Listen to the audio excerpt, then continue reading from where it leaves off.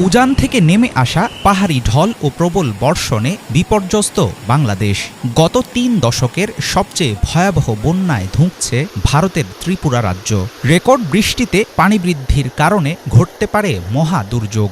আগে থেকেই ভারত পেয়েছিল এমন পূর্বাভাস, কিন্তু দেশটির কেন্দ্রীয় পানি সম্পদ মন্ত্রণালয় থেকে বাংলাদেশকে দেয়া হয়নি বিশেষ কোনো সতর্কবার্তা।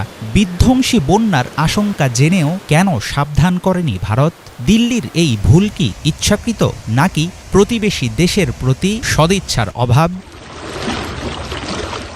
ভারতের তিস্তা, ব্রহ্মপুত্র ও গঙ্গা অববাহিকায় ভারী বৃষ্টি হলে সেই ঢল বাংলাদেশে আসতে সময় লাগে ৩ থেকে ৭ দিন, কিন্তু এবার ৫ থেকে ৮ ঘন্টার মধ্যে ফেনী, নোয়াখালী ও চট্টগ্রামে চলে আসে ত্রিপুরার পানি। এমন জরুরি পরিস্থিতিতে দিল্লির উচিত ছিল অতি দ্রুত ঢাকাকে সতর্ক করা।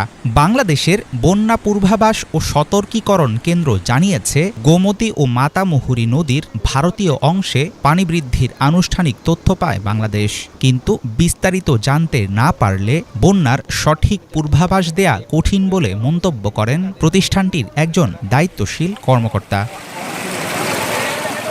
বাংলাদেশ ও ভারতের বৃষ্টিপাতের তথ্য অনুসারে ফেনী, কুমিল্লা ও ত্রিপুরা রাজ্যের ওপর ৩ দিনে রেকর্ড পরিমাণ বৃষ্টি চলমান বন্যার প্রধান কারণ।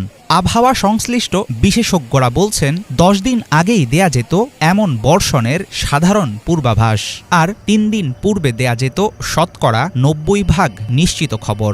দুই দেশের যৌথ নদী কমিশনের মধ্যে তথ্য আদান প্রদানের সমঝোতা থাকলেও এই বিষয়ে নেই সুনির্দিষ্ট কোনো চুক্তি। উজানের দেশ হিসাবে বন্যার আগাম সতর্কতা দেয়া ভারতের দায়িত্ব, কিন্তু সেটা না মানলে কিংবা গুরুত্ব না দিলে নেই কোনো রকম জবাবদিহিতা দাবি করার উপায়। ১৯ আগস্ট থেকে বাংলাদেশের পূর্বাঞ্চলে হওয়া অতি ভারী বৃষ্টি ছিল গত ৫৩ বছরের মধ্যে সর্বোচ্চ। হঠাৎ অতিবৃষ্টি ও উজান থেকে আসা ঢলের পাশাপাশি পানি নেমে যাওয়ার পথ সংকুচিত হওয়ার কারণে খুব দ্রুত ভয়াবহ রূপ নিয়েছে পরিস্থিতি। বন্যার পূর্বাভাস সঠিকভাবে দেয়া বাংলাদেশ ভারত যৌথ নদী কমিশনের অন্যতম প্রধান দায়িত্ব। ৫৪টি অভিন্ন নদীর পানি হ্রাস বৃদ্ধির তথ্য বিনিময় ও বন্যার সঠিক পূর্বাভাস দেয়া গেলে এড়ানো যেত এমন বড় বিপর্যয়। এর মধ্যেই প্রশ্ন উঠেছে, ভারী বৃষ্টির আগাম তথ্য কেন জানাতে পারল না বাংলাদেশের আবহাওয়া অধিদপ্তর? ২০২২ সালে বাংলাদেশের চট্টগ্রাম বিভাগে করা হয়েছিল প্রায় ২০,০০০ নদী খেকো দখলদারের তালিকা, যাদের বেশিরভাগই ছিল তৎকালীন ক্ষমতাসীন দল আওয়ামী লীগের নেতাকর্মী। উজানের পানি নামার পথ ঠিক রাখতে কঠোর হাতে দমন করতে হবে নদী দখলের অপতৎপরতা। অভিন্ন নদীতে ভারত যেসব বাঁধ দিয়েছে, সময় এসেছে সেগুলোর বৈধতা নিয়ে আন্তর্জাতিক মহলে কথা বলার। বিশেষজ্ঞরা মনে করছেন, আন্তঃসীমান্ত নদীতে বন্যা পরিস্থিতি নিয়ে ভারতের দায়সারা মনোভাব পরিবর্তনে প্রয়োগ করতে হবে কৌশলী চাপ।